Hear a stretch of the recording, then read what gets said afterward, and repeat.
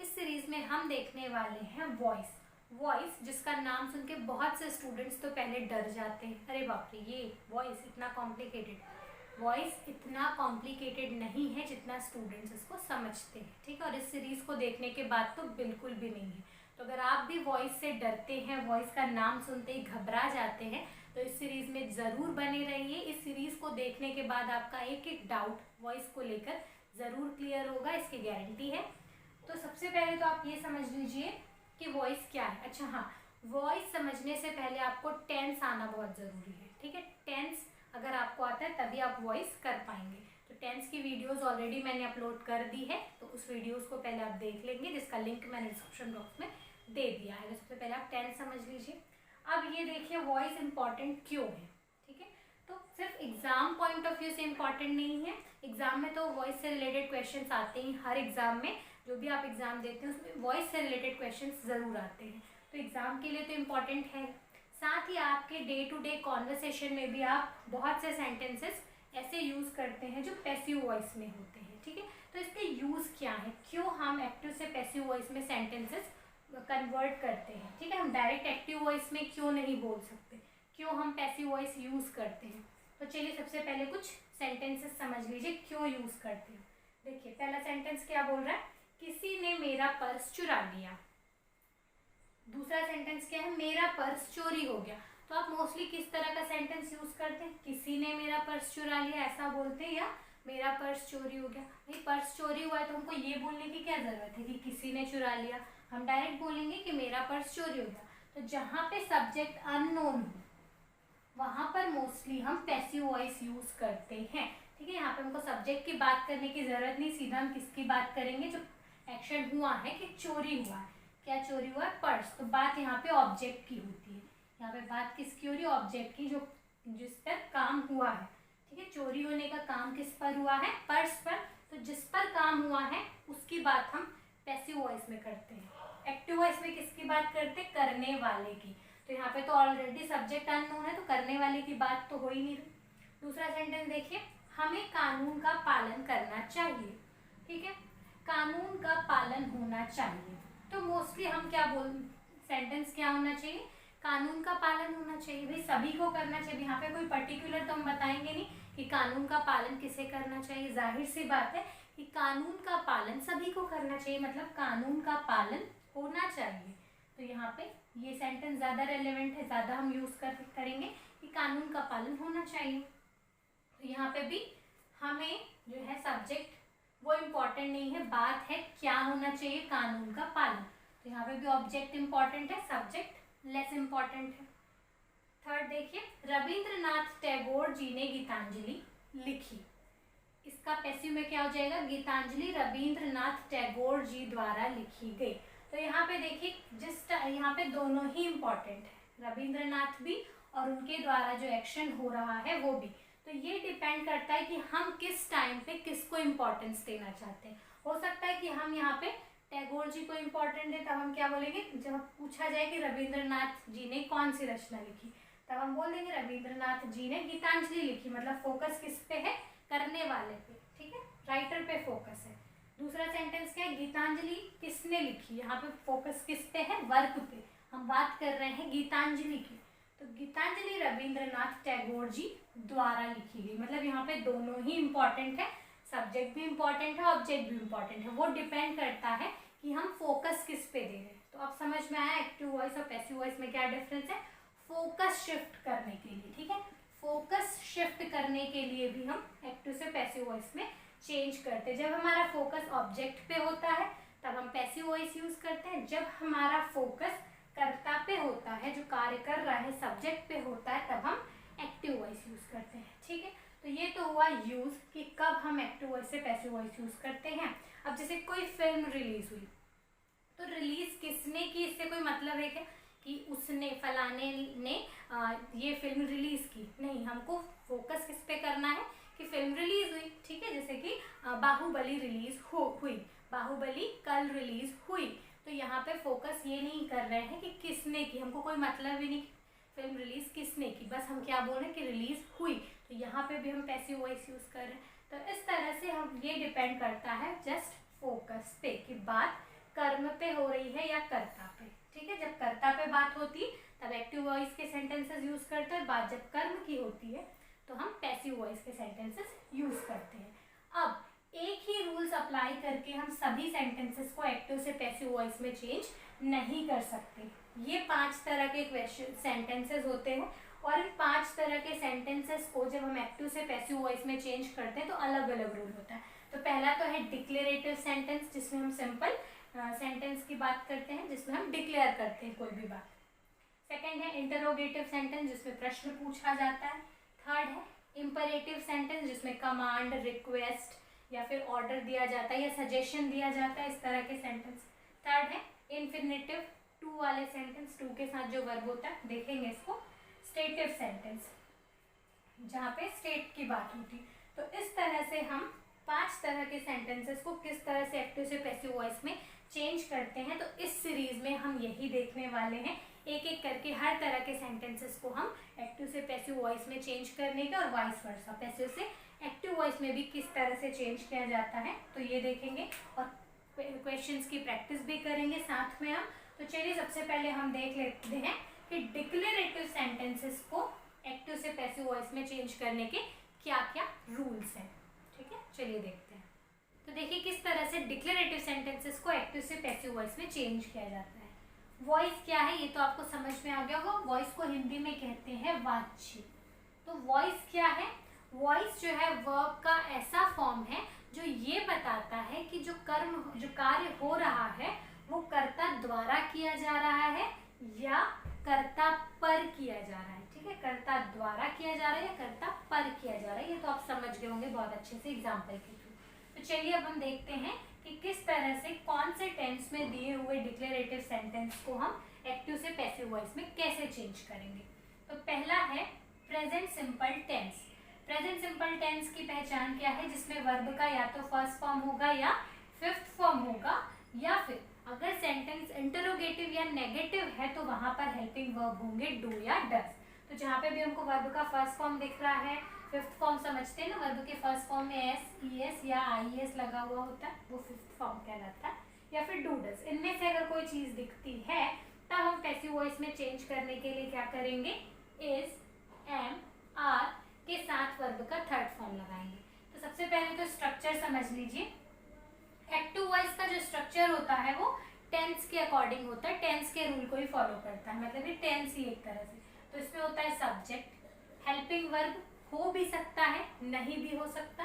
कब? जैसे present simple tense और पास्ट सिंपल टेंस के अफर्मेटिव में कोई भी हेल्पिंग वर्ब नहीं होता है। सब्जेक्ट होता है, वर्ब का फर्स्ट या फिफ्थ फॉर्म होता है, ऑब्जेक्ट होता है। उसी तरह से पास्ट सिंपल अफर्मेटिव सेंटेंस में सब्जेक्ट होता है, वर्ब का सेकंड फॉर्म होता है। ठीक है, हेल्पिंग वर्ब कब आता है? प्रेजेंट और पास्ट सिंपल टेंस में, जब हम इंटरोगेटिव या नेगेटिव सेंटेंस बनाते हैं। मतलब ये कि एक्टिव वॉइस के स्ट्रक्चर में सब्जेक्ट होगा, हेल्पिंग वर्ब हो भी सकता है, नहीं भी हो सकता, वर्ब का कोई भी फॉर्म हो सकता है टेंस के अकॉर्डिंग, और ऑब्जेक्ट होगा। तो ये है बेसिक स्ट्रक्चर एक्टिव वॉइस का।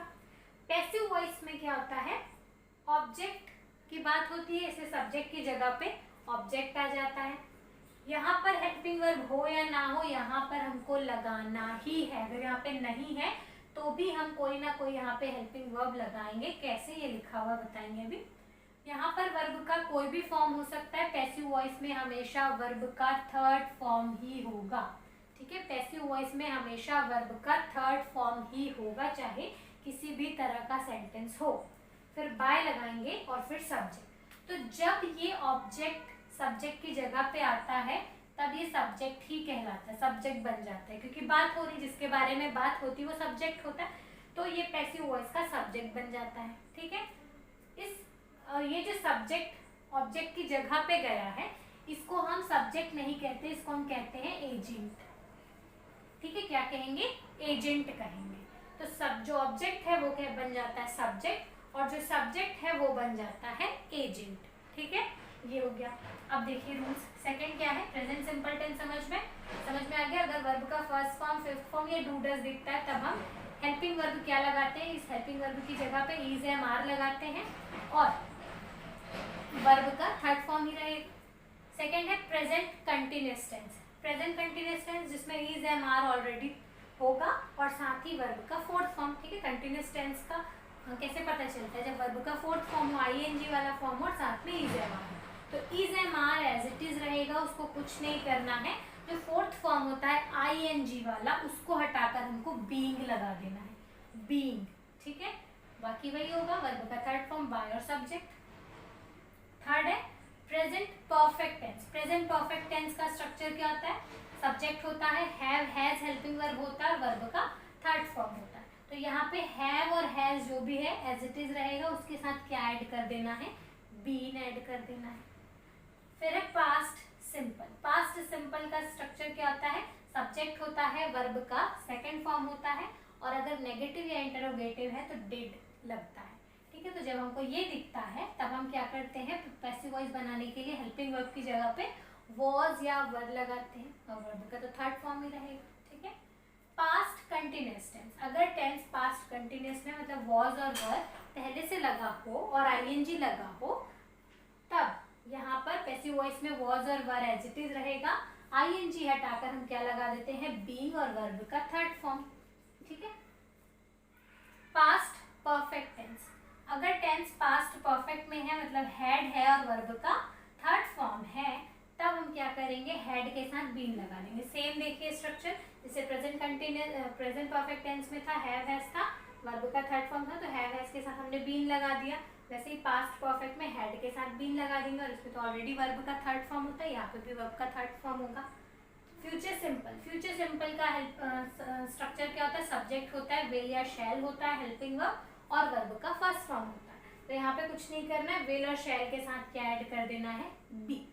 ठीक है, future perfect tense. Future perfect tense में क्या आता है, शैल और विल। अच्छा हाँ, फ्यूचर कंटिन्यूअस टेंस को हम चेंज नहीं करते हैं और किसी भी टेंस का परफेक्ट कंटिन्यूअस टेंस चेंज नहीं होगा। Present perfect continuous tense, past perfect continuous tense और फ्यूचर परफेक्ट कंटिन्यूअस टेंस को एक्टिव से पैसिव वॉइस में चेंज नहीं करते हैं। ठीक है, उसी तरह से फ्यूचर का भी दो ही टेंस चेंज होगा, future simple and future perfect. Future perfect future continuous tense change नहीं होगा क्योंकि उसमें ऑलरेडी बी लगा हुआ होता है। ठीक है, फ्यूचर परफेक्ट में क्या हो जाएगा, विल और शैल के साथ हैव होता है, हैव के साथ हमको क्या लगा देना है, बीन लगा देना है। शैल और विल के साथ shall will have plus been लगा देना है।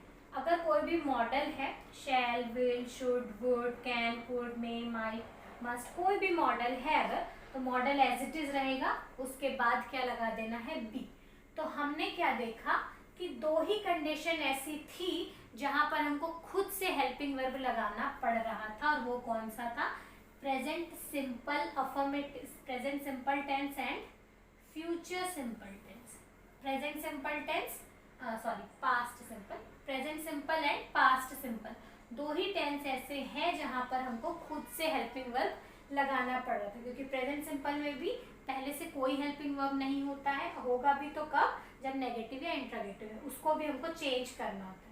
डू डज है तो हम डू डज यूज नहीं करते, उसको इज एम आर में चेंज कर देते हैं। वैसे ही पास्ट सिंपल टेंस में जब कोई हेल्पिंग वर्ब नहीं है तो हम वॉज वर लगाते हैं और अगर डिड दिया हो तो भी हम डिड को एज इट इज नहीं रहने देते, उसको भी वॉज वर में चेंज कर देते हैं। ठीक है, तो ये दोनों आपको याद रखना है। उसके बाद जितने भी सेंटेंसेस हैं उसमें आपको हेल्पिंग वर्ब मिल ही रहे हैं। जैसे कंटिन्यूअस टेंस में ऑलरेडी इज एम आर है, बस हमको आईएनजी यहाँ से हटा के क्या लगा देना था, बीइंग लगा देना था। परफेक्ट टेंस में ऑलरेडी हमको हैव हैज मिल रहा था, उसको हम हटाए नहीं, क्या ऐड कर दिए, बीन ऐड कर दिए। उसी तरह से कंटिन्यूअस टेंस में भी हम परफेक्ट टेंस में यहाँ पे भी देखिए हैड के साथ बीन, कंटिन्यूअस टेंस में वॉज वर के साथ बीन, तो सेम चीज़ है। और मॉडल्स में भी ऑलरेडी हमारे पास मॉडल्स हैं शैल विल, उनके साथ हमको बस बी ऐड कर देना है। तो तीन चीज़ें हम ऐड कर रहे हैं, पहला तो है बीइंग, दूसरा है बीन और तीसरा है बी। कंटिन्यूअस में बीइंग ऐड करते हैं आईएनजी से, याद रखना जहाँ पे भी आईएनजी दिखता है वहाँ पे is am are was were के साथ बीइंग ऐड करना है। ठीक है, परफेक्ट में बीन ऐड करते हैं, हैव हैज हैड, जहाँ पे भी दिखा वहाँ पे बीन, और जहाँ पे भी मॉडल्स दिखे शैल विल शुड वुड जो भी है तब बी ऐड करना है। ठीक है, तो बाकी सब बस दो ही कंडीशन है जहाँ पर हमको खुद से हेल्पिंग वर्ब चेंज करना है, प्रेजेंट सिंपल, प्रेजेंट टेंस और प्रेजेंट सिंपल और पास्ट सिंपल टेंस में। ठीक है, तो ये हो गया स्ट्रक्चर। अब चलिए देखते हैं एग्जाम्पल्स। तो देखिए ये कुछ सेंटेंसेस है जिनको हम एक्टिव वॉइस से पैसिव वॉइस में चेंज करेंगे। उससे पहले हम ये समझ लेते हैं कि जो सब्जेक्ट की जगह पे प्रोनाउन होते हैं, जब वो ऑब्जेक्ट की जगह पे जाते हैं तब कैसे चेंज हो जाते हैं। He, she, it, I, you, we, they, ये कौन से प्रोनाउन है जो सब्जेक्ट की जगह पे यूज होते हैं। ऑब्जेक्ट की जगह पे यूज होने वाले प्रोनाउन क्या है? Him, her, it, me, you, us, them. ऐसा क्यों होता है? क्योंकि ही मीन्स क्या होता है? वह या उसने इस कार्य को किया। जब हम ऑब्जेक्ट पे ले जाते हैं इसको तब क्या हो जाता है? उसके द्वारा, बाय हिम। शी का क्या आ जाता है? बाय हर, उसके द्वारा। इट का इट ही होता है। आई का क्या हो जाता है? बाय मी, मेरे द्वारा। बाय यू, यू का क्या हो जाता है? Bye you. वी का क्या हो जाता है? By us. और दे का क्या हो जाता है? Bye them. ठीक है, तो ये होते हैं प्रोनाउन जो ऑब्जेक्ट की जगह पे जाने पे इस तरह से चेंज हो जाते हैं। चलिए एग्जांपल देखिए। Bulldozers remove the top soil. ठीक है, ये एक्टिव वॉइस में सेंटेंस है। अब इसको पैसिव वॉइस में चेंज करना है। बहुत आराम से आपको करना है। एक एक वर्ड को उठा के बस उसकी जगह पे रखना है, हड़बड़ाना बिल्कुल नहीं है। बहुत आसान है, एकदम ध्यान से आपको करना है। अगर आप इसको ध्यान से करते हैं तो बहुत अच्छे से कर पाएंगे। पूरे सेंटेंस को एक साथ करने की कोशिश नहीं करना है। आपको क्या करना है? टुकड़ों में लेकर आना है, उसकी जगह पे रखना है। तो सबसे पहले हमको चाहिए ऑब्जेक्ट। अब हमको ढूंढ लेना है ऑब्जेक्ट। अब हमको पता है कि ऑब्जेक्ट कहाँ पे होता है? वर्ब के तुरंत बाद जो कुछ भी होता है वो है वर्ब, ऑब्जेक्ट। तो वर्ब क्या है यहाँ पे? रिमूव। ठीक है, इसके बाद जो कुछ भी है वो क्या है? ऑब्जेक्ट। मतलब बात किसकी हो रही? टॉप सॉइल की। द टॉप सॉइल, ये आ गया द टॉप सॉइल, रख दिया हमने। अब हमको चाहिए हेल्पिंग वर्ब। हेल्पिंग वर्ब कैसे लगाएंगे? यहाँ पे तो कोई हेल्पिंग वर्ब नहीं, सीधा सब्जेक्ट है और फिर वर्ब दे दिया है। तो जब कोई हेल्पिंग वर्ब ना हो तब हमको क्या करना है? या तो इज एम आर लगाएंगे अगर प्रेजेंट टेंस है तो, या फिर वॉज वर लगाएंगे। अब वो डिपेंड करता है वर्ब कि वो कौन से फॉर्म में है। अगर फर्स्ट फॉर्म में है या S E S I S वाले फॉर्म में है तब हम इज एम आर लगाएंगे क्योंकि वो प्रेजेंट होगा। और अगर सेकेंड फॉर्म में है तब हम वॉज या वर लगाएंगे। तो देखिए रिमूव क्या है? वर्ब का फर्स्ट फॉर्म है, तब यहाँ पे हम इज एम या आर लगाएंगे। वो डिपेंड करता है कि सिंगुलर है या प्लूरल है। द टॉप सॉइल सिंगुलर है तो क्या लगा देंगे? Is. The top soil is, verb का third form, removed. The top soil is removed by, किसके द्वारा? सब्जेक्ट आ जाएगा बाय द बुलडोजर, एजेंट आ गया यहाँ पे। The top soil is removed by the bulldozers. ठीक है, सेकेंड एग्जाम्पल देखिए। They ate some mangoes. फिर हमको वही करना है। सबसे पहले हमको लाना है ऑब्जेक्ट। ऑब्जेक्ट क्या है? एट के बाद एट वर्ब है। सम मैंगोज हो गया ऑब्जेक्ट, सम मैंगोज। अब लगाना है हेल्पिंग वर्ब, वो देखेंगे उसके लिए हम। कोई हेल्पिंग वर्ब नहीं तो वर्ब का कौन सा फॉर्म है? ईट का, ये सेकेंड फॉर्म है। एट सेकेंड फॉर्म होगा तो हम क्या लगाएंगे? वॉज या वर। अब यहाँ पे देखो मैंगोज प्लूरल है तो क्या लगाएंगे? व। सम मैंगोज व, वर्ब का थर्ड फॉर्म ईटन हो जाएगा, है ना, वर्ब का थर्ड फॉर्म। फिर बाय, किसके द्वारा? बाय देम, उनके द्वारा। तो दे का क्या हो जाएगा? Them. Some mangoes were eaten by them. Third देखिए, he has broken the glass. अब यहाँ पे देखिए हैज हमारे पास हेल्पिंग वर्ब है तो क्या करना है? सिर्फ ऐड करना है।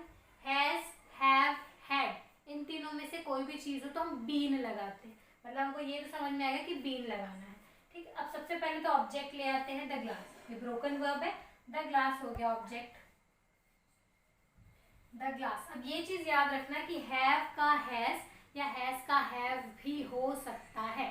टेंस तो वही रहेगा प्रेजेंट परफेक्ट, लेकिन हैज का हैव क्यों हो जाएगा? वो डिपेंड करता है कि जो ऑब्जेक्ट हम सामने ला रहे हैं वो सिंगुलर है या प्लूरल। सिंगुलर के साथ हम हैज यूज करते हैं, प्लूरल के साथ हैव यूज करते हैं। ये सब मैंने बता दिया है, ठीक है, आपको ध्यान रखना है। तो अब यहाँ पे देखिए द ग्लास सिंगुलर है तो हैज को हैज ही रहने देंगे, हैव नहीं होगा वो। द ग्लास हैज हैज के साथ हमको क्या ऐड कर देना है, been. The glass has been broken by, he का क्या हो जाएगा, him. The glass has been broken by him. ठीक है, इसकी जगह पे हैड होता तो हैड। ठीक है, प्रेजेंट और पास्ट में ज्यादा कोई डिफरेंस नहीं है, बस हेल्पिंग वर्ब का ही डिफरेंस है। कैन यू स्पीक इंग्लिश, क्या आप इंग्लिश बोल सकते हैं? तो यहाँ पर क्या है, देखिए कैन, कैन क्या है, मॉडल है, तो क्या ऐड करेंगे, मॉडल के साथ हम क्या ऐड करते हैं, बी। अब चूंकि ये इंटरोगेटिव सेंटेंस है, तो इंटरोगेटिव सेंटेंस में जो भी हेल्पिंग वर्ब है वो तो सामने ही रहेगा, सब्जेक्ट के पहले ही रहेगा, तो कैन को कैन की जगह पे रहने देंगे। अब हमको लगाना है बी। तो कभी भी इंटरोगेटिव सेंटेंस में जब दो हेल्पिंग वर्ब हो साथ में, तब दोनों को एक साथ नहीं लिखते हैं, क्या करते हैं, सब्जेक्ट को उनके बीच में लगाते हैं। मतलब कैन बी रहेगा तो कैन बी के बीच में होना चाहिए सब्जेक्ट यानी कि ऑब्जेक्ट। तो कैन लगा दिया हमने, ऑब्जेक्ट क्या है यहाँ पे, इंग्लिश, कैन इंग्लिश, ये हो गया। अब लगाएंगे be, can English be, speak का थर्ड फॉर्म क्या हो जाएगा, spoken by you, can English be spoken by you. ठीक है, इंटरोगेटिव सेंटेंस में हमेशा याद रखना कि चाहे वो हेल्पिंग वर्ब हो या फिर क्वेश्चन वर्ड हो, अगर वो सामने है तो सामने ही रहेंगे, बस हमको काम इसमें करना है। ठीक है, तो ये हो गया ऑब्जेक्ट इंग्लिश, कैन के साथ हम बी लगाते हैं इसलिए बी लगा ले, can English be spoken by you, can English be spoken by you. तो ये आप कॉन्वर्सेशन में भी अपने यूज कर सकते हैं इस तरह के sentences. We shall take a bus, अब यहाँ पे क्या करना है, ऑब्जेक्ट क्या है, अ बस, हमने ये अ बस सामने कर दिया। अब लगाना है हमको हेल्पिंग वर्ब, तो ऑलरेडी हमारे पास एक हेल्पिंग वर्ब है शैल, वो तो हमने लगा दिया। ठीक है, अब ये बस के साथ हम क्या लगाएंगे, विल लगाएंगे, क्योंकि शैल किन के साथ हम यूज करते हैं, आई और वी, आई और वी के साथ हम शैल यूज करते हैं, बाकी सबके साथ विल। मॉडल भी मैंने पढ़ा दिया, वो भी आप देख सकते हैं जाके। अब बस विल बी, विल के साथ भी लगा दिया। अब बस विल बी, वर्ब का थर्ड फॉर्म लगा देंगे, टेक का क्या हो जाएगा, टेकन बाय वी। अब bus will be taken by us. ठीक है, अब bus will be taken by us, तो यहाँ पे ये हो गया ऑब्जेक्ट विल, विल के साथ हमने लगा दिया बी, वर्ब का थर्ड फॉर्म, फिर बाय, फिर अस।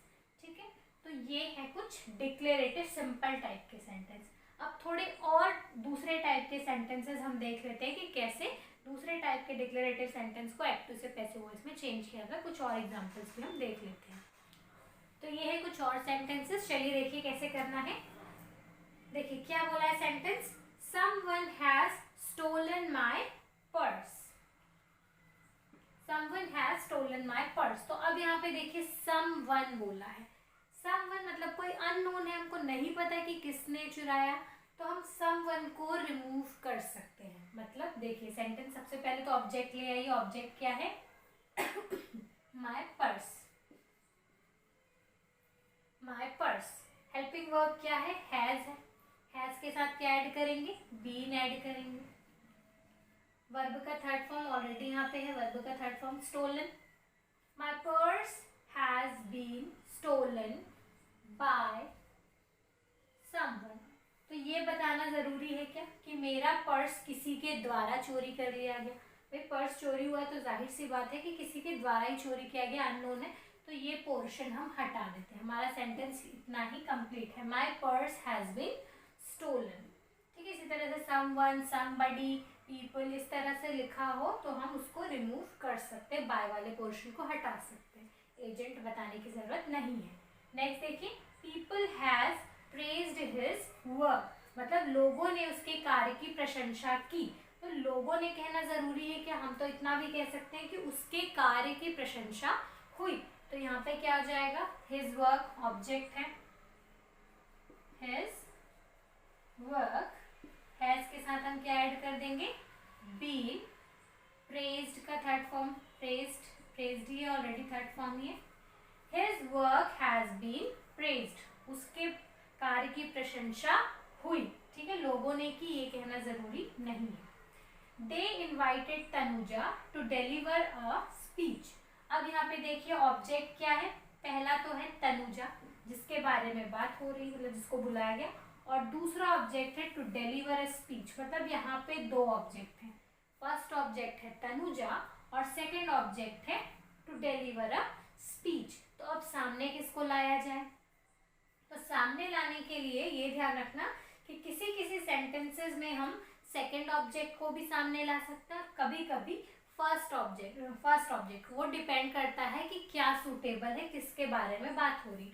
अब टू डिलीवर अ स्पीच तो कोई सब्जेक्ट लग नहीं रहा, उसके बारे में तो कोई बात हो नहीं रही, तो यहाँ पे कौन है, तनुजा है। तो तनुजा को हम डायरेक्ट सामने ले आते हैं, तनुजा।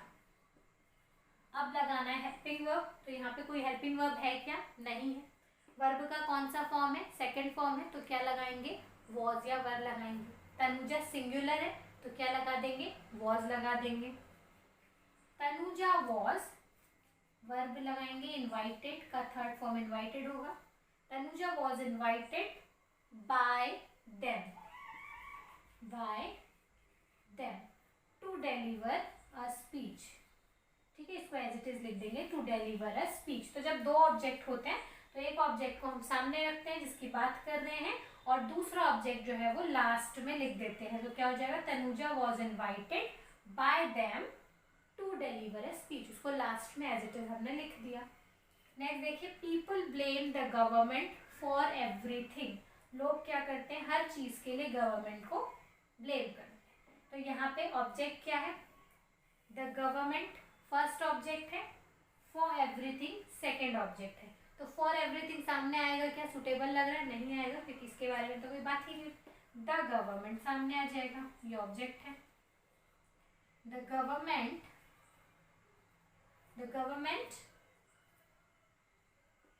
हेल्पिंग वर्ब क्या है, यहाँ पे कोई हेल्पिंग वर्ब नहीं, तो वॉज या वर आएगा। तो गवर्नमेंट सिंगुलर है,